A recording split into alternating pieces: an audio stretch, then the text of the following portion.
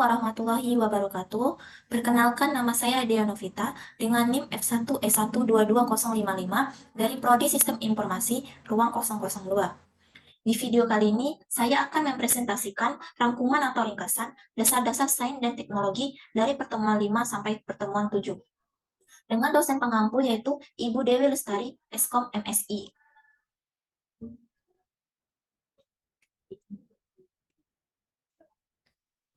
Materi pertama yaitu pada pertemuan 5, tentang pengetahuan, kesadaran, skeptis, subjektif, relatif. Ada 4 macam pengetahuan menurut Burhanuddin Salam. Yang pertama, pengetahuan biasa. Pengetahuan biasa adalah pengetahuan tentang hal-hal biasa ataupun pemahaman manusia akan suatu objek tertentu yang terdapat dalam kehidupan sehari-hari. Pengetahuan biasa disebut dengan istilah common sense. Common sense diperoleh dari pengalaman sehari-hari. Contohnya yaitu air digunakan untuk menyiram tanaman. Yang kedua, musim kemarau yang panjang akan menyebabkan kekeringan. Pengetahuan yang kedua yaitu pengetahuan ilmiah. Pengetahuan ilmiah adalah ilmu sains yang memperoleh pengetahuannya dengan menggunakan metode tertentu. Pengetahuan tersebut diperoleh melalui observasi, eksperimen, dan klasifikasi. Contohnya yaitu bumi berputar pada porosnya. Terus yang kedua, air termasuk unsur penting dalam tubuh manusia. Pengetahuan yang ketiga yaitu pengetahuan filsafat. Pengetahuan filsafat adalah pengetahuan yang diperoleh dari pemikiran yang bersifat kontemplatif dan spekulatif. Filsafat membahas hal yang lebih luas dan mendalam. Contohnya itu hakikat manusia, hakikat Tuhan, dan alam semesta. Pengetahuan agama. Pengetahuan agama adalah pengetahuan yang diperoleh dari Tuhan melalui para utusannya. Pengetahuan agama bersifat mutlak dan wajib diyakini oleh para pemeluk agama. Pengetahuan ini berisi ajaran tentang cara berhubungan dengan Tuhan dan dengan sesama manusia serta informasi mengenai hari akhir. Pengertian pengetahuan. Pengetahuan adalah informasi yang didapat untuk memperoleh pemahaman, pembelajaran, dan pengalaman. Pengetahuan bisa berasal dari pengetahuan ilmiah dan pengetahuan karena pengalaman. Pengetahuan adalah hasil tahu melalui panca indera manusia, misalnya indera penglihatan, pendengaran, penciuman, rasa, dan raba. Menurut beberapa para ahli di Indonesia, yaitu dari Muhammad Hatta. Pengertian ilmu pengetahuan menurut Muhammad Hatta bahwa ilmu pengetahuan adalah pengetahuan atau studi yang teratur tentang pekerjaan hukum umum. Sebab akibat dalam satu kelompok, masalah yang sifatnya sama baik dilihat dari kedudukannya maupun hubungannya. Yaitu yang kedua, pengetahuan menurut Dadang Ahmad S. Pengertian ilmu pengetahuan menurut Dadang Ahmad S. adalah suatu proses pembentukan pengetahuan yang terus-menerus hingga dapat menjelaskan fenomena dan keberadaan alam itu sendiri. Pada umumnya, pengetahuan dibagi menjadi beberapa jenis diantaranya. Yang pertama, pengetahuan langsung. Pengetahuan imediat adalah pengetahuan langsung yang hadir dalam jiwa tanpa melalui proses penafsiran dan pikiran. Kaum realis atau penganut paham realisme mendefinisikan pengetahuan seperti itu. Pengetahuan langsung khususnya perasaan ini berkaitan dengan realitas-realitas yang dikenal sebelumnya seperti pengetahuan tentang pohon, rumah, bintang, dan beberapa individu manusia. Yang kedua, pengetahuan tak langsung. Pengetahuan mediat adalah hasil dari pengaruh interpretasi dan proses berpikir serta pengalaman yang lalu. Apa yang kita ketahui dari benda-benda eksternal banyak berhubungan dengan penafsiran dan penerapan pikiran kita. Yang ketiga, pengetahuan indrawi. Pengetahuan indrawi adalah sesuatu yang dicapai dan diraih melalui indera-indera lahiriah.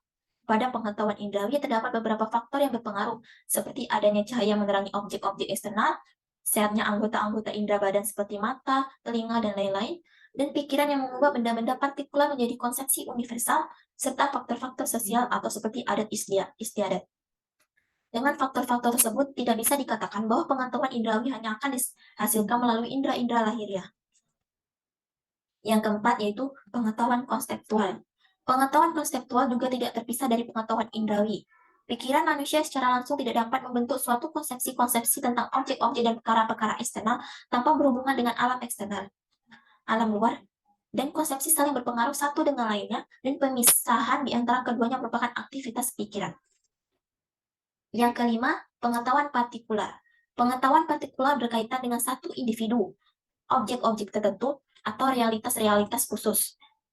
Misalnya, ketika kita membicarakan satu kitab atau individu tertentu, maka hal ini berhubungan dengan pengetahuan partikular itu sendiri.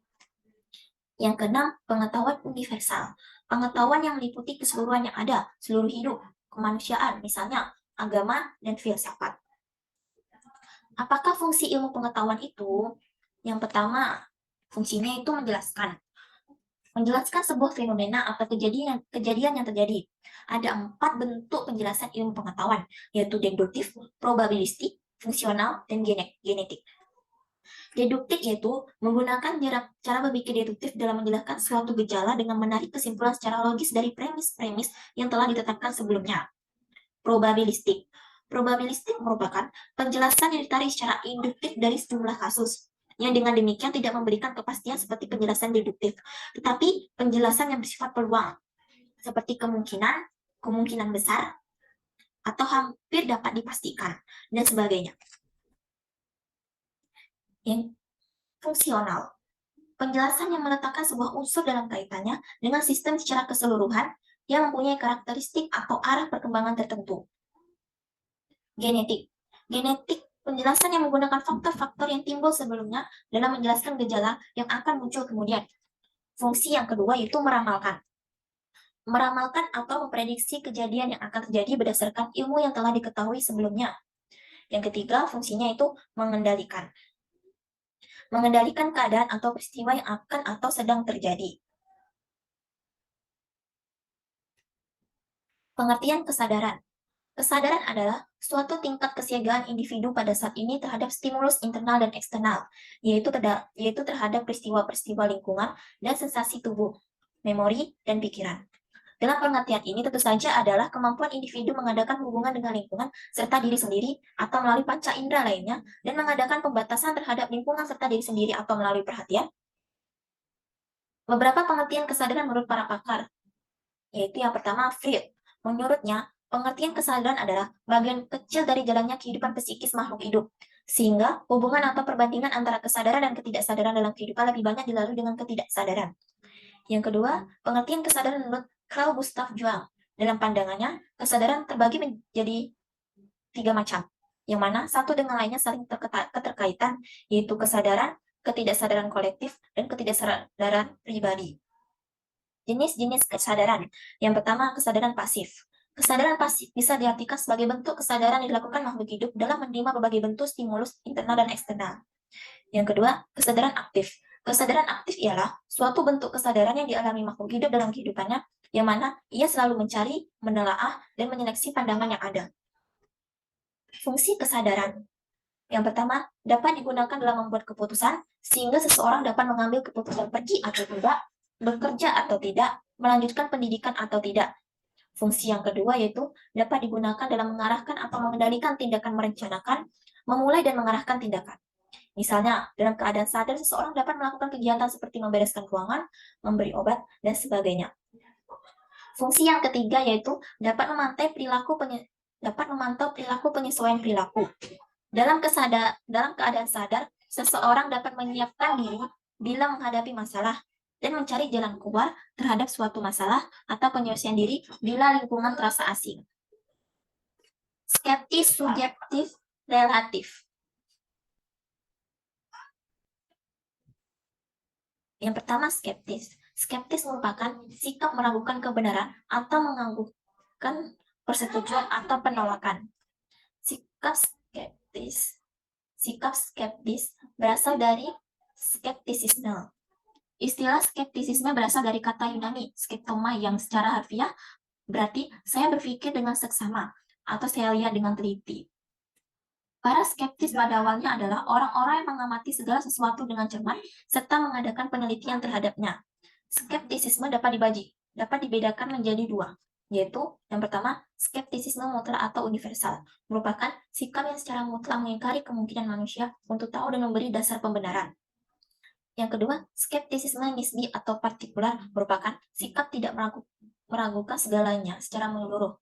Skeptis ini merupakan varian yang hanya meragukan kemampuan manusia untuk tahu dengan pasti dan memberi dasar pembenaran yang tidak diragukan lagi untuk pengetahuan dalam bidang tertentu saja. Yang kedua, subjektif. Subjektif adalah sebuah pemikiran atau pernyataan yang berlandaskan pendapat atau perasaan orang yang mengungkapkannya. Dalam dunia ilmiah, sikap subjektif sangat dilarang karena akan mempengaruhi hasil penelitian ilmiah. Tapi dalam kehidupan sehari-hari, sikap ini sering dimiliki dan dijadikan fondasi saat menyampaikan sebuah informasi. Yang pertama, landasan pengetahuan, landasan pemikiran. Subjektif landasan pemikirannya adalah opini seseorang yang kemudian dijadikan tolak ukur terhadap sebuah peristiwa yang diinformasikan. Jadi, ketika orang melakukan investigasi ulang, akan terlihat beberapa perbedaan informasi yang didapat dan bisa menyebabkan kesimpulan yang berbeda. Yang kedua, kata pendukung. Pernyataan subjektif kata pendukungnya adalah biasanya, agak, sepertinya, menurut saya. Sehingga tidak ada kepastian yang diberikan terhadap sebuah pernyataan, sehingga bisa membuat orang berpikir dua kali untuk mempercayai pernyataan tersebut. 3. Sudut pandang. Sudut pandang subjektif lebih kepada pendapat pribadi tentang sebuah peristiwa yang diinformasikan, sehingga terkadang tidak terjamin akurasinya. Yang keempat, dampak yang dihasilkan. Dampak subjektif tergantung kondisi, bisa membawa manfaat namun bisa juga membawa masalah yang lebih besar. Subjektif tidak disarankan dalam mengambil keputusan, karena cenderung akan terjadi keberpihakan terhadap sesuatu, baik itu keputusan terkait masalah pekerjaan, ekonomi, atau hubungan dengan orang lain. Contoh subjektif yang pertama, karya seni. Seorang pecinta karya seni yang hadir pada sebuah pameran lukisan menilai bahwa lukisan bertema angin sangat bagus, karena menurutnya background warna biru menjadi detail utama. Tapi pengunjung lain malah tidak menyukainya sebab dia tidak suka warna biru. Yang kedua, hubungan. Sebuah hubungan pernikahan di ujung tanduk karena suami dituduh selingkuh oleh istrinya. Menurut sang istri, dia merasa suaminya selingkuh sejak sering pulang malam, dan ponselnya selalu terkunci dengan password baru. Padahal menurut sang suami itu adalah tuduhan yang salah. Dalam contoh ini, si istri memberi pernyataan subjektif yang tidak dilandasi bukti akurat. Yang ketiga, kecantikan. Menurut si A, wanita yang baru saja mereka temui itu sangat cantik karena memiliki rambut panjang, bulu mata lentik, dan senyum yang menawan. Tapi menurut si B, wanita itu biasa saja karena dia tidak suka wanita rambut panjang. Contoh ini juga membuktikan bahwa si A dan B memberikan pernyataan subjektif tentang seseorang wanita. Yang keempat, acara televisi. Ada yang mengatakan bahwa acara televisi tentang kuliner itu tidak menarik karena penyajiannya menarik. Tapi menurut yang lain, acara tersebut sangat inspiratif karena menginformasikan resep baru yang belum pernah dicoba orang lain. Relatif. Relatif adalah sesuatu yang membutuhkan pembanding atau acuan untuk dapat menentukan nilainya. Jadi relatif tidak dapat berdiri sendiri karena membutuhkan pembanding lain yang sesuai. Beda halnya dengan mutlak, yang mana hasil sudah pasti dan tidak dapat diganggu-gugat. Tidak butuh pula sebuah pembanding yang digunakan sebagai acuan. Gagasan dalam relatif adalah sebuah pandangan relatif terhadap perbedaan pertimbangan dan perspektif.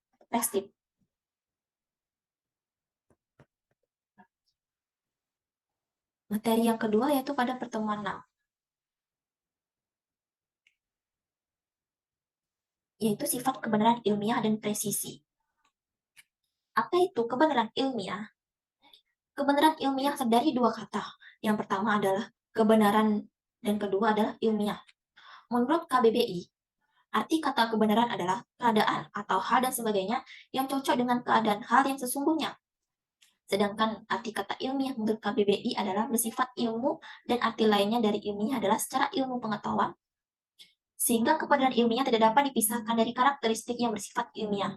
Dari pengertian ilmiah di atas, dapat disimpulkan bahwa kebenaran ilmiah itu dapat diaktualisasikan atau dimanifestasikan dalam pengetahuan ilmiah. Atau dengan kata lain, suatu pengetahuan disebut ilmiah karena dalam pengetahuan tersebut terdapat suatu kebenaran yang bersifat ilmiah. Pengetahuan ilmiah bertitik tolak dari kekaguman terhadap pengalaman biasa atau harian. Misalnya saja air jika dipanaskan akan mendidih. Kekaguman terhadap pengalaman, kebenaran, pengetahuan biasa atau common sense menimbulkan berbagai ketidakpuasan dan bahkan keraguan terhadap kebenaran harian tersebut. Ketidakpuasan dan keraguan tersebut akan melahirkan keingintahuan yang mendalam yang diwujudkan dalam berbagai pertanyaan. Pertanyaan-pertanyaan tersebut selanjutnya diikuti dengan dilakukannya sejumlah penyelidikan. Serangkaian proses ilmiah tersebut melahirkan kebenaran ilmiah yang dinyatakan dalam pengetahuan atau sains.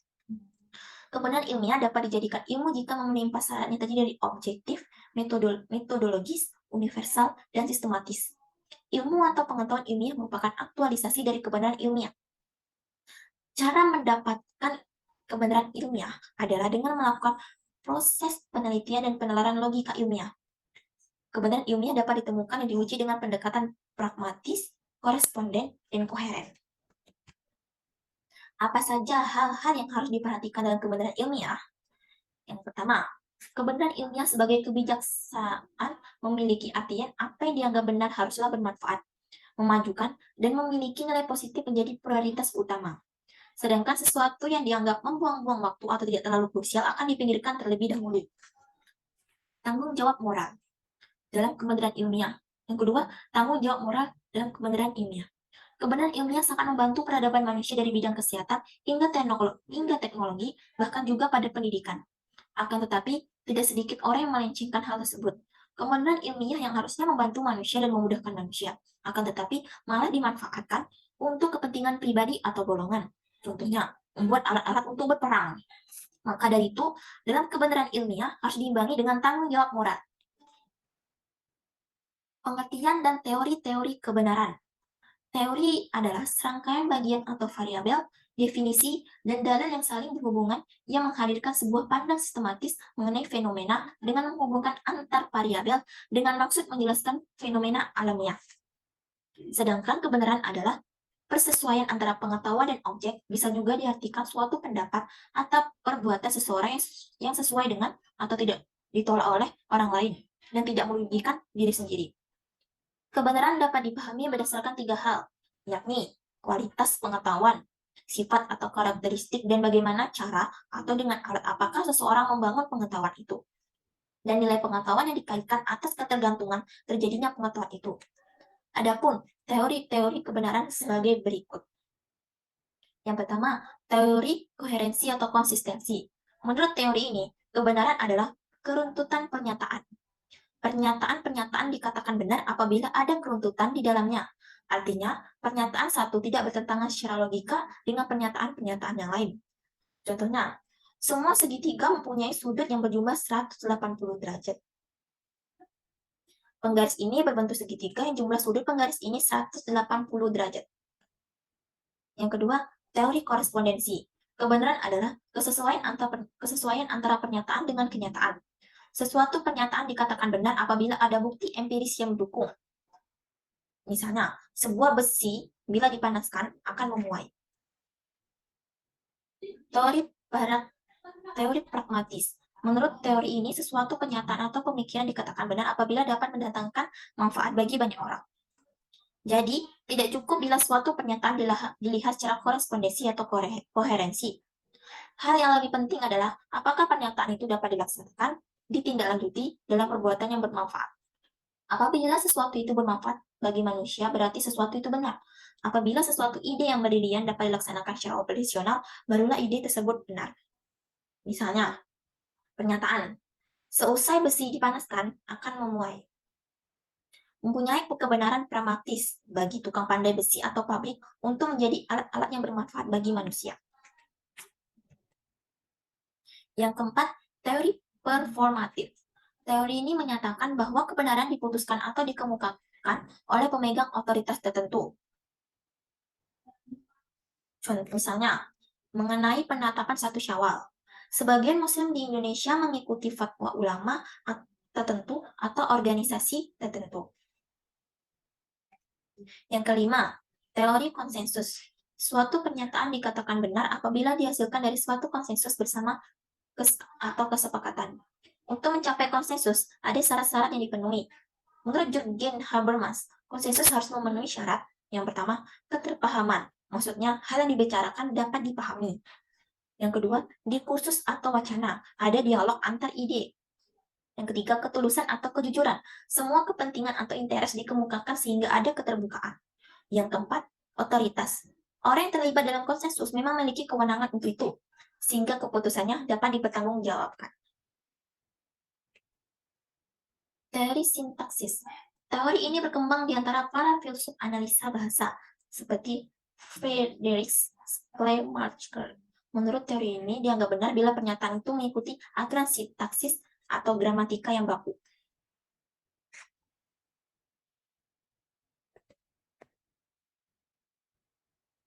Yang ketujuh, teori kebenaran semantis. Menurut teori kebenaran semantik, suatu proposisi memiliki nilai benar ditinjau dari segi arti atau makna. Jadi memiliki arti maksudnya menunjuk pada referensi atau kenyataan, juga memiliki arti yang bersifat definitif. Yang kedelapan, teori kebenaran non-deskripsi. Teori ini dikembangkan oleh penganut filsafat fungsionalisme. Jadi, menurut teori ini, suatu statement atau pernyataan itu akan mempunyai nilai benar ditentukan atau tergantung peran dan fungsi pernyataan itu, atau mempunyai fungsi yang amat praktis dalam kehidupan sehari-hari. Yang kesembilan, teori kebenaran logik. Teori ini dikembangkan oleh kaum positivistik. Menurut teori ini, bahwa problema kebenaran hanya merupakan kekacauan bahasa saja, dan hal ini merupakan suatu pemborosan, karena pada dasarnya, pernyataan yang tidak dibuktikan kebenarannya memiliki derajat logik yang masing-masing sama. Yang ke-10, agama sebagai teori kebenaran. Manusia adalah makhluk pencari kebenaran. Salah satu cara untuk menemukan suatu kebenaran adalah dengan karakteristiknya sendiri memberikan jawaban atas segala persoalan asasi yang dipertanyakan manusia, baik tentang alam, manusia, maupun tentang Tuhan. Kalau ketiga teori kebenaran sebelumnya lebih mendepankan akal, budi, rasio, dan reaksi manusia, maka dalam teori ini lebih mengedepankan wahyu yang bersumber dari Tuhan. Apa saja sifat-sifat kebenaran ilmiah? Yang pertama, kebenaran ilmiah, struktur kebenaran ilmiah yang rasional, logis. Struktur kebenaran ilmiah yang rasional logis adalah kebenaran ilmiah selalu dicapai berdasarkan kesimpulan yang logis dan rasional dari proposisi atau premis-premis tertentu. Proposisi ini bisa berupa teori atau hukum ilmiah yang sudah dibuktikan kebenarannya. Proposisi yang menjadi kesimpulan dianggap benar bisa didapat melalui deduksi atau induksi. Jadi, deduksi kesimpulan diperoleh sebagai konsekuensi logis dari proposisi tertentu yang dianggap benar. Jika induksi yang dilakukan adalah proses generalisasi yang mengungkapkan hubungan tertentu di antara berbagai fakta yang telah ditemukan. Karena kebenaran ilmiah bersifat rasional. Semua orang yang rasional bisa memahami kebenaran ilmiah ini. Atas dasar ini, kebenaran ilmiah kemudian dianggap sebagai kebenaran yang berlaku universal, atau dapat diterima oleh semua orang yang dapat menggunakan akal budinya secara baik. Salah satu catatan yang perlu diberikan di sini adalah bahwa sifat rasional perlu dibedakan dari sifat masuk akal atau reasonable. Sifat rasional terutama berlaku bagi kebenaran ilmiah. Sifat masuk akal ini terutama berlaku bagi kebenaran tertentu yang berada di luar lingkup ilmu pengetahuan. Yang kedua, sifat empiris dari kebenaran ilmiah. Sifat empiris dari kebenaran ilmiah adalah bagaimanapun juga kebenaran ilmiah perlu diuji dengan kenyataan yang ada. Tidak ada spekulasi dalam ilmu pengetahuan. Spekulasi ada hanya sampai pada tahap tertentu. Spekulasi dapat dibayangkan real atau tidak secara logis, namun perlu dicek kembali empiris. Ya.